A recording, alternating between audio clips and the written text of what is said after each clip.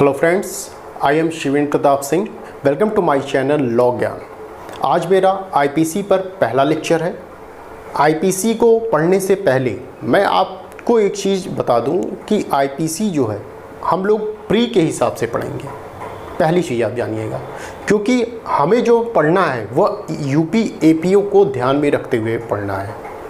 समय आपके पास कम है, इसलिए आईपीसी प्री के हिसाब से हम लोग पढ़ेंगे और प्री के ही मोड में पढ़ेंगे। जहां विस्तार करने वाली चीज़ें रहेंगी वहां मैं विस्तार करूंगा, अन्यथा उस हिसाब से पढ़ूंगा जैसा प्री में उसकी डिमांड है। ठीक है, मेंस जब आएगा तो उसी टॉपिक को हम विस्तार में पढ़ेंगे। तो आईपीसी चलिए शुरू करते हैं। आज का पहला लेक्चर मेरा। चलिए, हम आईपीसी में क्या पढ़ना, हमें सबसे पहले आईपीसी का जो बेसिक चीज़ है वो आपको पता होना चाहिए। सेक्शंस हम बाद में आएंगे, बट उससे पहले कि जो बैकग्राउंड है या जो आवश्यक चीज़ें हैं आईपीसी की सेक्शंस से पहले, वो हमें जानना ज़रूरी है।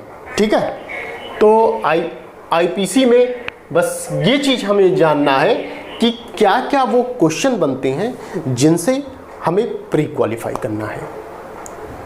चलिए शुरू करते हैं वीडियो को। पहले हम अपराध जानेंगे।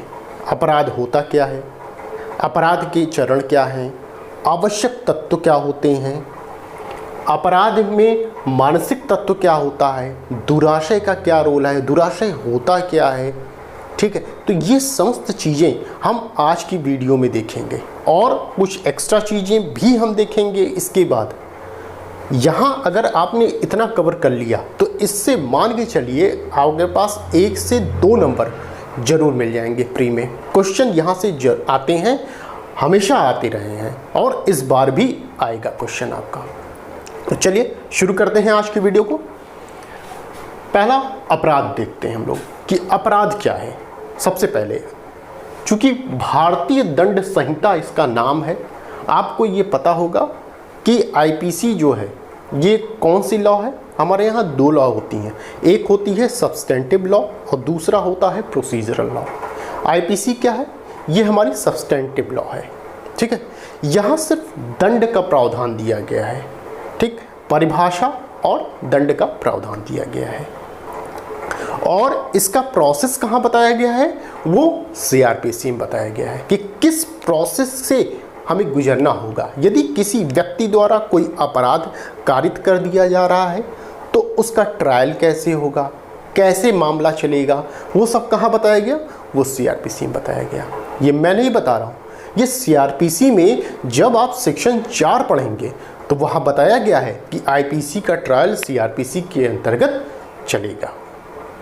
कौन देखेगा मामला, सेक्शन 6 में बताया गया सीआरपीसी। ठीक है, तो ये चीज़ें इससे बताई गई।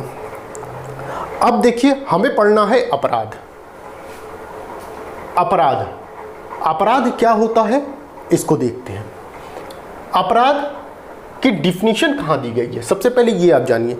तो अपराध की आईपीसी में तो नहीं बताई गई, अपराध को सेक्शन 2N ऑफ सीआरपीसी, मतलब सीआरपीसी के सेक्शन 2N में सब क्लॉज N में अपराध को बताया गया है कि अपराध है क्या।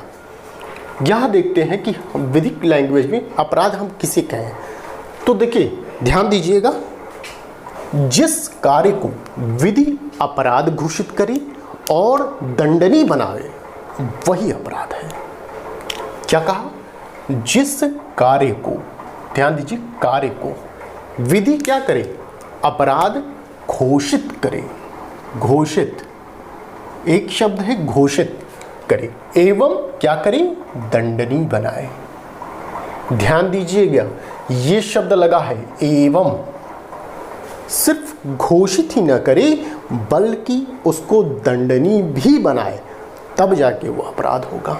ठीक है, तो ये सिंपल लैंग्वेज में जब भी आपसे कोई पूछे कि अपराध क्या होता है तो आप सिंपल लैंग्वेज में ये बता सकते हैं कि अपराध क्या है, जिस कार्य को विधि अपराध घोषित कर दे और उसे दंडनीय बनाए उसे हम अपराध कहते हैं।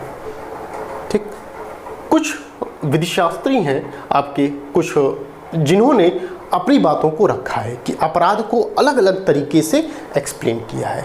ये क्वेश्चन पूछा जाता है आपसे कि किस विधि शास्त्री का क्या स्टेटमेंट था, क्या इन्होंने कहा था और किसने कहा था, ये पूछा जाता है आपसे और पूछा गया है।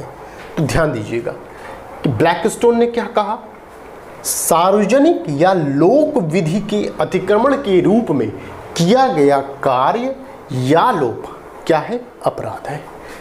यहां ध्यान दीजिए, सार्वजनिक शब्द आया है या लोक विधि आया है। जब आपको ये दो में से एक चीज दिख जाए तो लगभग रहता है कि ये ब्लैकस्टोन की ही डिफिनीशन है। सार्वजनिक या लोक विधि के अतिक्रमण के रूप में किया गया कार्य या लोप अपराध। ठीक, ये दो में से एक, सार्वजनिक दिखे या लोक विधि दिखे। मैं देखिए ये प्री कैसे पढ़ना है, कैसे आपको पकड़ना है, कैसे आपको क्वालिफाई करना है, वो भी मैं बताता चल रहा हूँ कि क्या ट्रिक होनी चाहिए। तो सार्वजनिक या लोक विधि दिखे आपको तो क्या आप पकड़ेंगे, ब्लैकस्टोन की डिफिनीशन।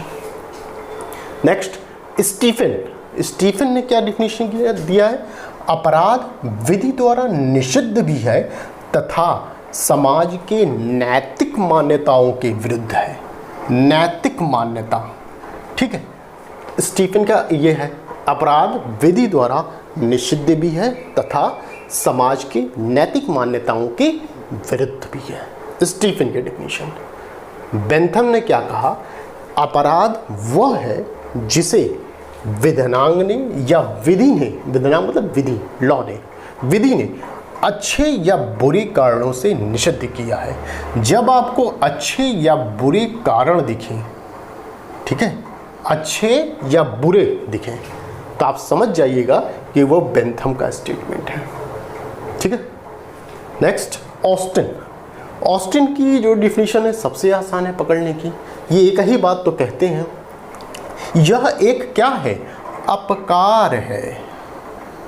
क्या अपकार, अपराध की बात कर रहे हैं। यह एक अपकार है जिसकी पैरवी शासन या उसके अधीनस्थ द्वारा की जाती है। ये ऑस्टिन का स्टेटमेंट है। यहाँ से आपने पकड़ लिया अपकार, अ से ऑस्टिन, अ से अपकार। अपकार शब्द आएगा तो आप समझ जाइएगा कि ऑस्टिन की डिफिनीशन है। नेक्स्ट, केनी की साहब की डिफिनीशन है, अपराध यदि क्षम्य है तो किसके द्वारा, केवल सम्राट के द्वारा क्षम्य है। यहाँ सम्राट शब्द जब ऐसा आए कि अपराध यदि क्षम्य है तो केवल सम्राट के द्वारा, तो आप बताएंगे केनी के द्वारा ये डिफिनीशन दी गई है। ठीक है, तो ये हमने पढ़ा यहाँ तक कि अपराध क्या है, उसके विषय में किन किन लोगों ने क्या क्या बातें कही हैं, ये हमने जाना। यहीं से आपके क्वेश्चन बन जाते हैं कि बताइए कि अपराध वह है जिसे विधानांग ने अच्छे या बुरे कारणों से निषिद्ध किया है, किसने कहा है। 4 ऑप्शन रहेंगे, उसमें से आपको बताने होंगे। ठीक है, तो यहाँ से एक क्वेश्चन तो आपका यहीं से निकल जाएगा। अब आगे चलते हैं। ये तो अपराध के विषय में पहला पॉइंट हमने बताया। दूसरी बात, अपराध के चरण क्या हैं, ध्यान से समझिएगा। थोड़ा सा स्लो चल रहा हूँ मगर ये चूँकि पहली क्लास है मेरी और बेसिक चीज़ आपको जानना जरूरी है। उसके बाद तो हम लोग सेक्शन पे आएंगे तो तेज चलेंगे। ठीक है, अपराध के चरण, 4 चरण होते हैं अपराध के, किसी भी अपराध के। आशय, तैयारी, प्रयत्न और परिणाम या क्षति, ये 4 हैं। आशय है, तैयारी है, प्रयत्न है और परिणाम या क्षति। कि किसी के मन में क्या होना चाहिए, पहले आशय आना चाहिए। देख, कोई भी आप काम करने जा रहे हैं तो सबसे पहले क्या होगा, आपके अंदर आशय उत्पन्न होगा कि फला व्यक्ति को मुझे मारना है। तो क्या है, सबसे पहले क्या आया आपका, पहले आशय आया आपके दिमाग में। उसके बाद क्या, तैयारी है। आप उस व्यक्ति को मारने के लिए क्या करेंगे, बंदूक लाएंगे या तलवार लाएंगे या चाकू लाएंगे, कुछ भी इंतजाम तो करेंगे उसको मारने के लिए। हाँ, तो ये आप क्या कर रहे हैं, ये तैयारी कर रहे हैं। प्रयत्न और परिणाम 2 चीजें हैं। आपने मार दिया, ठीक है, कहानी खत्म हो गई, मार दिया, परिणाम निकल गया, क्षति हो गई, एकदम पूरा खत्म, अपराध कारित कर दिया। बट वो बच गया व्यक्ति, मारा तो, लगा तो और बच गया, या मारा आपने उस व्यक्ति को, मान लीजिए गोली मारा और वो व्यक्ति झुक गया या आपका निशाना चूक गया, तो भी क्या हो गया, प्रयत्न किया आपने। तो आशय था, तैयारी किया था, पिस्टल उस्टल लिया, प्रयत्न किया, मारा और वो बच गया, यहाँ तक आ गए। यदि आपने मारा और लग गया तो परिणाम पूरा, क्षति खत्म, काम। तो ये चीज़ें अपराध के चरण में होनी चाहिए, तब माना जाएगा अपराध कि अपराध के ये चरण है, ये प्रोसेस के थ्रू आप कोई अपराध कारित कर रहे हैं। बट आप एक चीज़ और जानिएगा कि ये चारों भी उपस्थित होना आवश्यक नहीं है, हमेशा नहीं आवश्यक है। कभी कभी ये दूसरे नंबर पर ही आपका अपराध घोषित कर दिया जाता है। जैसे आशय तो ठीक है, उसके बाद तैयारी जैसे ही आप करते हैं, कोई उग्र रूप का अपराध, कोई बड़ा अपराध आप कारित करने की तैयारी कर रहे हैं, तो आपको तैयारी पर ही रोक दिया जाता है कि आप आगे बढ़ ही ना पाएँ। ठीक है, जैसे बच्चा कोई जिद करता है कि मुझे ये चाहिए, मुझे वो चाहिए, तो शुरू में ही उसको थप्पड़ मार के शांत करा दिया जाता है कि आगे के लिए वो शांत ही रहे, ऐसा उग्र रूप धारण न करे कि आगे फिर जिद करे, तो शुरू में ही उसको शांत किया जाता है। तो उसी तरह ये तैयारी आपकी, किससे तैयारी कहाँ दंडनीय है, सेक्शन 122, 126 और 399 के अंतर्गत तैयारी को आपको दंडनीय बनाया गया है। और भी सेक्शंस हैं जिसमें तैयारी को दंडनीय बनाया गया है, मैं एक एग्जांपल के थ्रू पे आपको ले रहा हूँ। ठीक है, तो तैयारी यहीं पर रोक दी जाती है। जैसे डकैती की तैयारी ही दंडनीय है आपकी। आप डकैती के लिए तैयारी कर रहे हैं, सब सामान जुटा रहे हैं, वहीं पर आपको रोक दिया जाएगा, वो आपका एक अपराध होगा और उसके लिए आपको दंडित किया जाएगा। ठीक है, तो तैयारी हो गई। अब प्रयत्न की बात आती है। आपको कार्य करना बहुत आवश्यक नहीं है, आप प्रयत्न कर दिए उतना ही आपके लिए काफ़ी है। मान लीजिए आपने बंदूक से किसी को मारा और लगी नहीं गोली, तो भी आपका प्रयत्न मान लिया जाएगा, वो अपराध की कोटि में आएगा और आपको दंडित किया जाएगा। जैसे 307, 308, 309, 393 और 511। ठीक, ये इतनी चीज़ें आप जानते रहिए। क्वेश्चन जो आपसे पूछा जाएगा प्री में, कैसे पूछा जाएगा, अपराध के चरण में पूछा जाएगा कौन सा इसमें से एलिमेंट नहीं है, या कौन सा पॉइंट 4 में से नहीं है, या इन 4 में से कौन सा है। तो ये 4 आपको पता होना चाहिए। ठीक है, अब देखिए अपूर्ण अपराध पूछे जाते हैं कभी कभी कि ऐसा बताइए कि कौन सा अपराध अपूर्ण अपराध है। तो आप नाम लेंगे, दुष्प्रेरण है, षड्यंत्र है और प्रयत्न। ये 3 अपराध आपके अपूर्ण अपराध माने जाते हैं, दुष्प्रेरण, षड्यंत्र और प्रयत्न, 3 अपराध। ठीक है, तो इतनी चीज़ें हमने पढ़ा। आइए नेक्स्ट, अपराध की आवश्यक तत्व, मोस्ट इंपॉर्टेंट आपका है। आवश्यक तत्व में भी 4 एलिमेंट होने चाहिए आवश्यक तत्व में, तभी उसको अपराध माना जाएगा। आइए देखते हैं। आवश्यक तत्व में पहला क्या है, एक मानव होना चाहिए। ये तो आवश्यक है भाई, कोई अपराध कौन करेगा, अपराध तो व्यक्ति ही करेगा, मानव ही करेगा, तो एक हाड़ मांस का एक मानव होना चाहिए। ठीक है, पहला। दूसरा, दुराशय होना चाहिए, मेंजरिया होना चाहिए। एक मानव है, उसके मन में दूषित आशय, मेंजरिया होना चाहिए। ठीक। तीसरा, आपराधिक कृत्य होना चाहिए। आप दुराशय, मानव हुआ, उसके मन में दुराशय हुआ, अब आप एक कदम गए कृत्य करने, कार्य कोई आप करें, मारने गए, ठीक है, किसी को जा रहे हैं, ये काम करने जा रहे हैं आप। ठीक। फिर लास्ट में क्षति, मार दिए, सर फूट गया, दांत टूट गया, मर गया, क्या कर दिया, क्षति कर दिया आपने। ठीक। तो ये चारों एलिमेंट होने चाहिए, तभी वो अपराध पूर्ण होता है। ठीक है, तो ये 4 चीज़ें हैं, ये भी आपको जानना जरूरी है।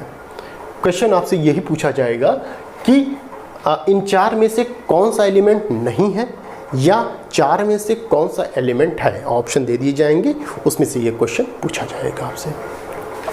तो ये जानते रहिए कि एक मानव हो, अपराध की आवश्यक तत्व एक मानव हो, मानव के मन में एक दुराशय होना चाहिए, दुराशय के बाद वो कोई काम करने जाए और कृत्य के बाद उसको जिस व्यक्ति के संबंध में कार्य करने जा रहा है उसको क्षति होनी चाहिए। ठीक, ये 4 पॉइंट होंगे।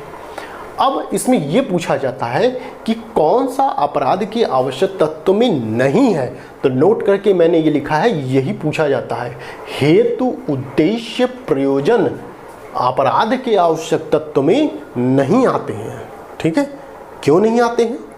इसलिए नहीं आते हैं कि यदि आपने कोई अपराध किया है, जैसे चोरी का अपराध किया है, तो आप कहते हैं कि भाई चोरी हमने किया है, तो आपका इंटेंशन नहीं देखा जाएगा, आशय नहीं देखा जाएगा, या उद्देश्य नहीं देखा जाएगा कि आप किस उद्देश्य से चोरी करने गए हैं, ये थोड़ी ना सुना जाएगा। चोरी किया है, अपराध घटित किया है, बस। भले ही आप भले काम के लिए चोरी करने गए हैं, मान लीजिए कि कोई भूखा है, उसको रोटी खिलाना है या खाना खिलाना है, गए आप दुकान पे चोरी करके लाए, उसको दे दिए। हालांकि आपने ठीक किया, मगर ये गलत काम किया। एक जगह सही कर रहे हैं तो दूसरी जगह आप गलत कर रहे हैं, तो ये क्या हुआ? ये चोरी कहलाएगा आपको। तो ये सब चीज़ें अपराध के अंतर्गत नहीं देखी जाती हैं। हेतु, उद्देश्य या प्रयोजन, ये सब नहीं देखा जाता। ये क्वेश्चन बनता है आपसे कि कौन सा अपराध के आवश्यक तत्व में नहीं शामिल है, तो ध्यान दीजिएगा, इन तीनों में से एक लोग मिलेंगे जरूर आपको। चलिए, तो ये हुआ अपराध के आवश्यक तत्व। नेक्स्ट, अपराध में मानसिक तत्व, ये आया आपका इम्पोर्टेंट। यहाँ से आपका मेंजरिया शुरू हो जाता है। यहाँ तो मेंजरिया है ही, अब मेंजरिया एक्सप्लेन जो होता है, यहाँ से आपका एक्सप्लेन होता है मेंजरिया से क्वेश्चन पूछे जाते हैं। ठीक है, तो मेंजरिया है क्या? अपराध में मानसिक तत्व, मानसिक मतलब मेंटल कहाँ? दिमाग से। सबसे पहले दिमाग कहता है वो काम करने के लिए, गलत काम करने के लिए। तो मानसिक तत्व क्या है? मानसिक तत्व के संबंध में एक सूक्ति है, ये याद रखिएगा, एक्टस नॉन फेसिट्रियम निसी मेंसिट्रियम। इसका मतलब क्या है? Act is not offence without mental guilt, अर्थात बिना दुराशय के कोई कार्य अपराध नहीं है। बिना दुराशय के, क्या कहा? बिना दुराशय। यदि आपके मन में दूषित आशय नहीं है तो कोई भी कार्य अपराध नहीं हो सकता, ये ध्यान रखिए। ठीक है, यही कहा गया कि बिना दुराशय के कोई कार्य अपराध नहीं है। देखिए, इसको एक्सप्लेन किया गया। अपराध होने के लिए 2 चीज़ों की आवश्यकता होती है। क्या होता है? इंपॉर्टेंट चीज़ है, विधि द्वारा प्रतिषिद्ध कार्य का किया जाना। मतलब प्रतिषिद्ध कार्य का किया जाना, प्रतिषिद्ध कार्य क्या? जिस कार्य को विधि ने मना किया है या रोक दिया है, उस कार्य को आप कर रहे हैं। ठीक, पहली चीज। और ऐसा कार्य क्या किया जाए? दुराशय पूर्वक किया जाए, दूषित मन से किया जाए। किसी को आप मारने गए हैं, ठीक है, मर्डर आपने कर दिया, हत्या कारित कर दी उसकी, तो आपने क्या किया? प्रतिषिद्ध कार्य किया। किसी को मारना पीटना मना है, ठीक, विधि के द्वारा लॉ मना करती है कि नहीं कर सकते भाई आप। आपने वो काम किया। अब आपने वो काम किस लहजे में किया? दुराशय पूर्वक किया। आपका दूषित आशय था कि उसको हम पीटेंगे, ये दूषित आशय, फिर आपने कोई एक्ट कर दिया। ये दोनों चीज़ें जब रहेंगी तभी कोई अपराध गठित होगा। 2 चीज़ में हमने क्या बताया? आपका प्रतिषिद्ध कार्य होना चाहिए ये, और दुराशय पूर्वक होना चाहिए। ठीक है, 2 चीज़ें यहाँ पे इसी को लिखा गया है, acts Reis plus mental guilt. 2 चीज़ें होनी चाहिए, एक्टस रियस होना चाहिए और मेंटल गिल्ट होना चाहिए। ये जब 2 चीज़ें मिलती हैं तब जाके कोई ऑफेंस होता है, अपराध घटित होता है। ठीक है, acts Reis plus mental guilt, ये पूछा जाता है आपसे क्वेश्चन, ये मेंस में भी लिखने के लिए आपको ऐसे ही आता है। तो acts Reis plus mental guilt होना चाहिए, तब जाके कोई ऑफेंस होगा। ये ध्यान रहे, ये ऑफेंस होगा। ठीक है, तब जाके ऑफेंस होगा। तो ये इतनी चीज़ें हो गई। अब नेक्स्ट कॉमन लॉ में देखिए एक चीज़ और मुझे बताना था, ये तो हुआ आपका ऑफेंस के संबंध में दो चीज़ें होंगी। हमारे यहाँ क्या है कि दुराशय को जहाँ जहाँ आवश्यकता पड़ी है वो शब्दों के माध्यम से बता दिया गया है, जैसे कपटपूर्ण आशय, कपटपूर्वक, बेईमानी पूर्वक, उपेक्षा पूर्वक, ये सब क्या है, ये दुराशय को दर्शाते हैं। ठीक है, बेईमानी पूर्ण क्या है, चोरी जब आप पढ़ते हैं तो 5 एलिमेंट होते हैं, पांचों में से एक होता है बेईमानीपूर्ण आशय। बेईमानीपूर्ण क्या है, ये आपका दूषित आशय बताता है, ये मंजरिया बताता है का बेईमानीपूर्ण आशय था आपका चोरी करने का, फला चीज़ आप चुरा लें, तो ये क्या है, मेंटल गिल्ट है आपका। ठीक है, तो ये रहा आपका यहाँ तक।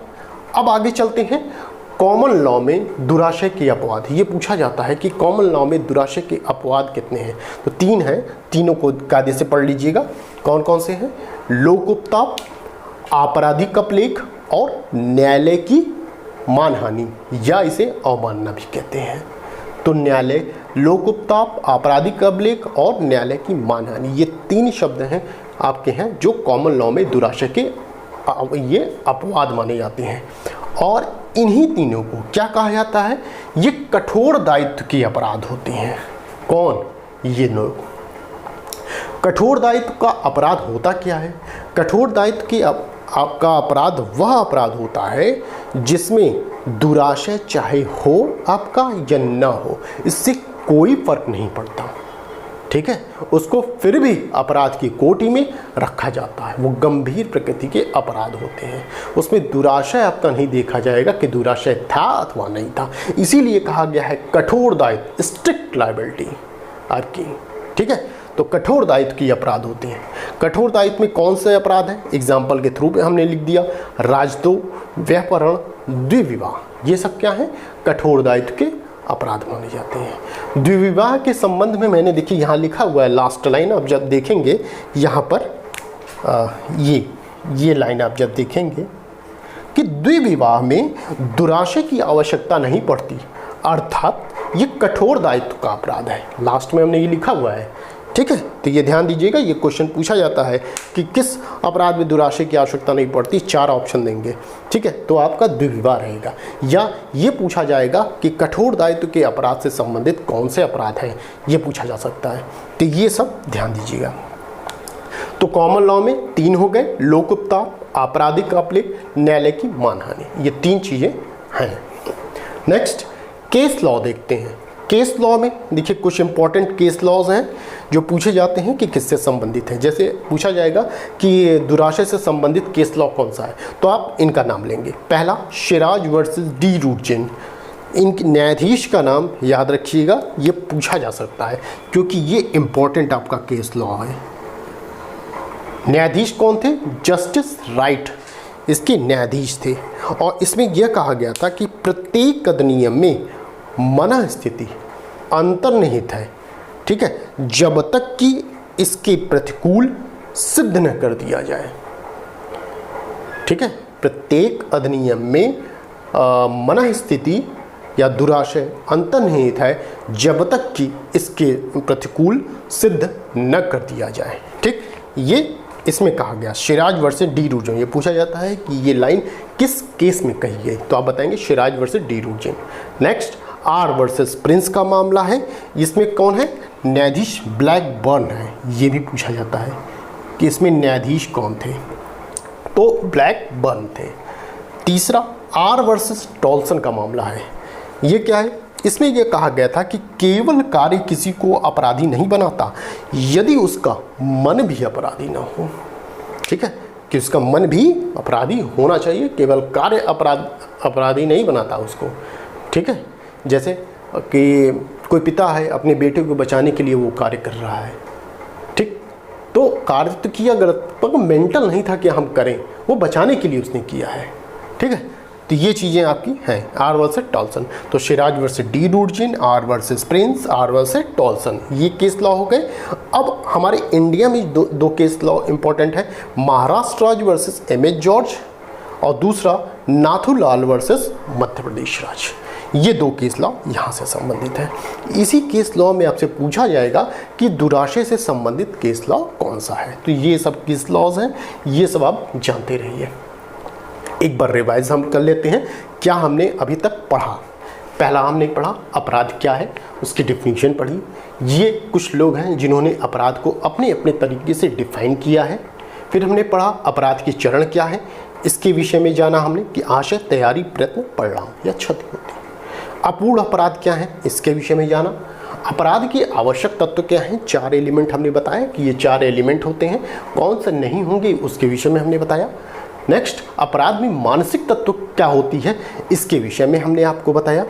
फिर कॉमन लॉ में दुराशय के अपवाद क्या होते हैं, ये हमने बताया आपको।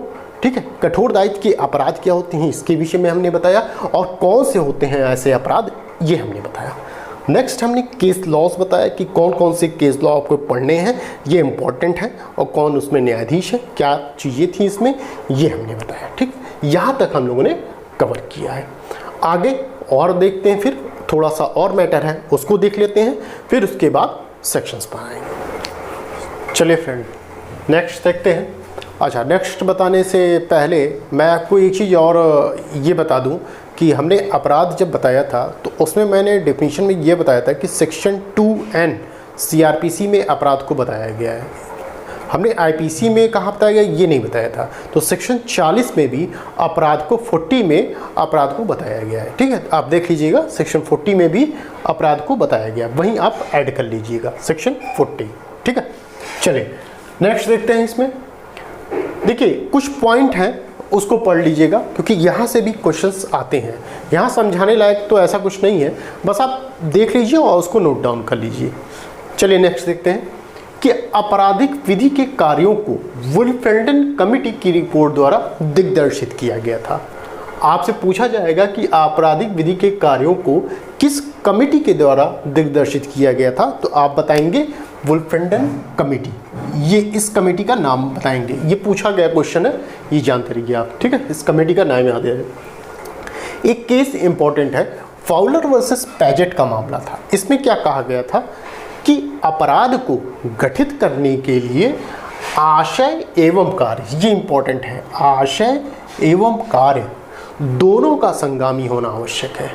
ठीक है, आशय एवं कार्य दोनों का संगामी होना आवश्यक है। किस केस में, फाउलर वर्सेस पैजेट के बाद में कहा गया।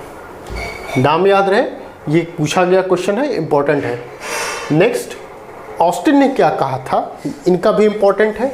ऑस्टिन ने कहा था आशय क्या है, कार्य का लक्ष्य है, जबकि प्रयोजन क्या है, जबकि प्रयोजन जिसका स्रोत है। ध्यान रहे, ये स्टेटमेंट किसका है, ये ऑस्टिन का स्टेटमेंट है। ऑस्टिन ने कहा था कि आशय कार्य का लक्ष्य है, प्रयोजन जिसका स्रोत है। ये ऑस्टिन का स्टेटमेंट है। अब हम आते हैं अपने सेक्शन से पहले कि कितनी कितनी चीज़ें आपके जो IPC हम पढ़ने जा रहे हैं, कितने अध्याय, कितने आपके जो की है धाराएं, ये सब चीज़ें कितनी चीज़ें बांटी गई हैं, कैसे कैसे क्या है, इसके विषय में जानते हैं। चलिए IPC में देखिए कुल अध्याय कितने हैं, 23 हैं। पढ़ने से पहले ये पता होना चाहिए, ये बेसिक चीज़ है। कोई भी एक्ट आप पढ़ने जा रहे हैं तो ये आपको पता होना चाहिए कि कितने अध्याय उसमें हैं, अगर भाग हैं तो कितने भाग हैं, कितने धाराएं हैं, ये सब चीज़ें पता होनी चाहिए। तो इसमें अध्याय कितने, 23 अध्याय हैं टोटल चैप्टर्स। धाराएं सेक्शंस कितने हैं, 511 सेक्शंस हैं। अधिनियम संख्या क्या है, 45 है, अधिनियम संख्या है। ठीक, तो ये 3 चीज़ें आप याद रखिएगा, अध्याय, धाराएं और अधिनियम संख्या। ठीक है, चलिए नेक्स्ट देखते हैं। IPC की ड्राफ्टिंग प्रथम विधि आयोग 1834 द्वारा किया गया। आपसे क्वेश्चन पूछा जाएगा कि IPC की ड्राफ्टिंग किस आयोग के द्वारा की गई, प्रथम विधि आयोग, द्वितीय विधि आयोग, तृतीय विधि आयोग, चतुर्थ विधि आयोग। तो आप बताएंगे प्रथम विधि आयोग 1834 द्वारा इसको क्या किया गया, ड्राफ्टिंग किया गया। ये आप बताएंगे, ये याद रखिएगा, प्रथम विधि आयोग। गठन पूछा जाए कि प्रथम विधि आयोग का गठन किसने किया था या इसकी अध्यक्षता किसने की थी, तो आप बताएंगे लॉर्ड मैकाले ने इसकी अध्यक्षता की थी, लॉर्ड मैकाले। और ये अकेले नहीं थे, इनके साथ 3 और सदस्य थे। 3 सदस्य कौन थे, इनका नाम जानना जरूरी है, ये भी क्वेश्चन बन सकता है आपसे।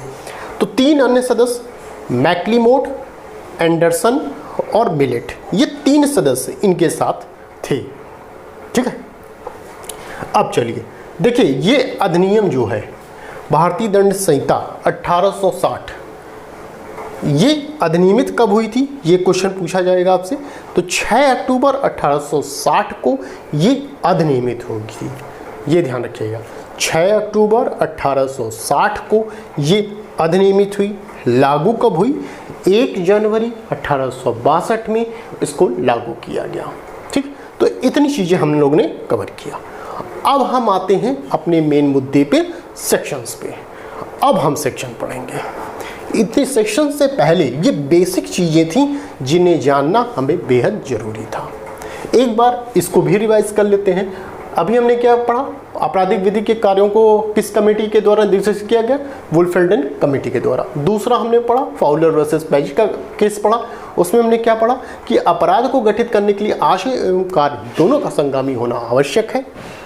नेक्स्ट टॉपिक हमने पढ़ा ऑस्टिन का कि आशय कार्य का लक्ष्य है, प्रयोजन जिसका स्रोत है। ये ऑस्टिन का स्टेटमेंट है, याद रखिएगा। फिर हमने पढ़ा कुल अध्याय आईपीसी में कितनी हैं, कुल धाराएं कितनी हैं और अधिनियम संख्या क्या है, ये पढ़ा। इसके बाद हमने पढ़ा आईपीसी की ड्राफ्टिंग प्रथम विधि आयोग के द्वारा की गई थी। इसके अध्यक्ष कौन थे, लॉर्ड मैकाले थे। 3 और सदस्य थे, इनका नाम पढ़ा। फिर अधिनियमित कब किया गया आईपीसी को, ये पढ़ा। कब लागू की गई, ये हमने पढ़ा। 1 जनवरी 1862 से आईपीसी को लागू कर दिया गया। ठीक है, इतनी चीज़ें हमने कवर किया। अब आते हैं अपने सेक्शंस पे।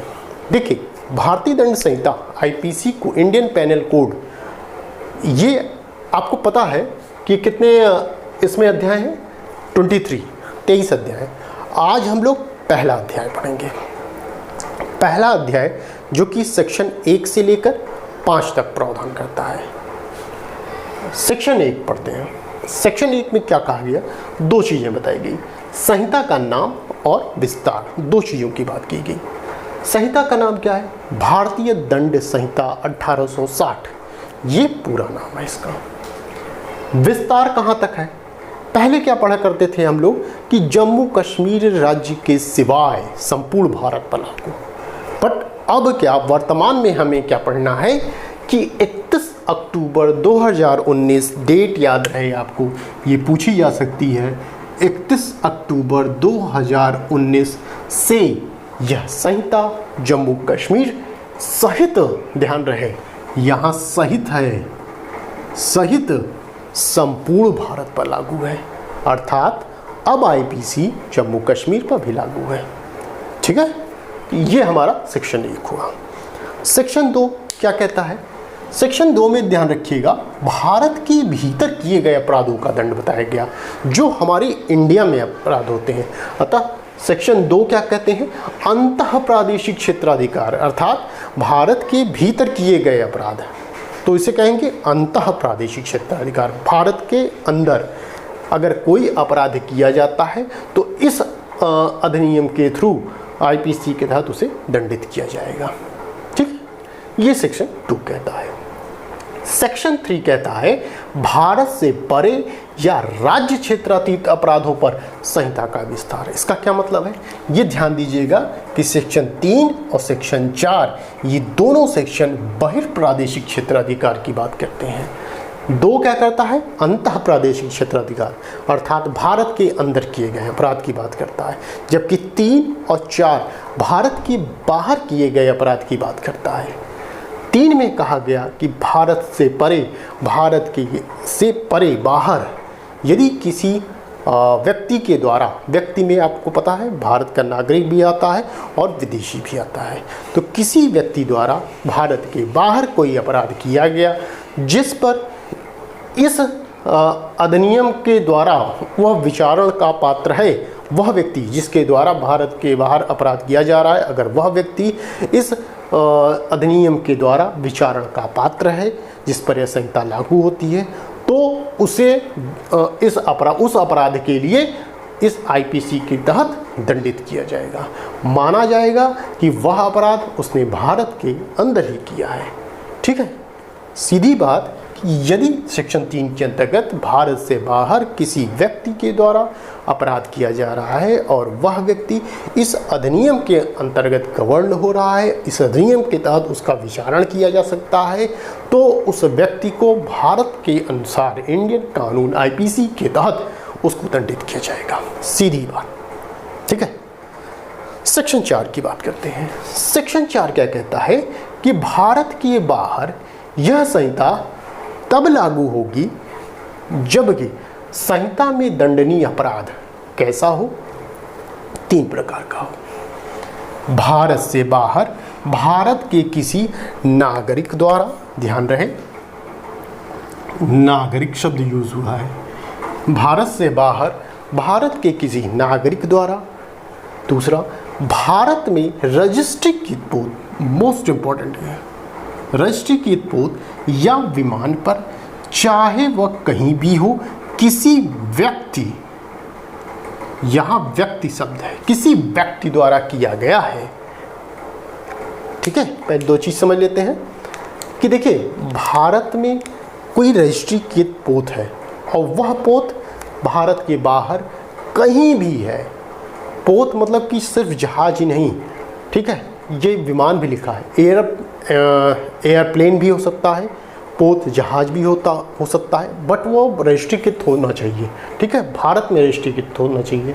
ठीक है, तो वो पोत चाहे जहाँ जाए, भारत के बाहर कहीं भी चला जाए, उस पोत पर यदि कोई अपराध घटित होता है, चाहे वह भारत के नागरिक के द्वारा अपराध घटित हो या किसी अन्य व्यक्ति विदेशी के द्वारा अपराध घटित हो, तो उसका ट्रायल या विचारण कहाँ होगा? हमारे इंडिया में होगा। ठीक है, हमारे इंडिया में उसका ट्रायल होगा, उसे भारत में ही उसे दंडित किया जाएगा। ठीक, ये आपका है। इसी से संबंधित एक दृष्टांत है, उसको आप देख लीजिएगा। ठीक है, इंपॉर्टेंट दृष्टांत है। लास्ट आपका कहा गया भारत के बाहर से भारत में स्थित कंप्यूटर साधन को लक्ष्य बनाते हुए किसी व्यक्ति द्वारा किया गया हो। ठीक है, तो ये 3 पॉइंट आपके सेक्शन 4 में बताए गए हैं। ठीक है, आई होप आपको वीडियो पसंद आई होगी। यदि वीडियो आपको पसंद आई हो तो प्लीज़ वीडियो को लाइक, शेयर एंड सब्सक्राइब कर दीजिएगा और बेल आइकन को भी प्रेस कर दीजिएगा, जिससे कि आने वाली वीडियो के नोटिफिकेशन आपको मिलते रहे। बस इतना ही, फिर मिलते हैं नेक्स्ट वीडियो में नेक्स्ट अध्याय को लेकर। Thank you.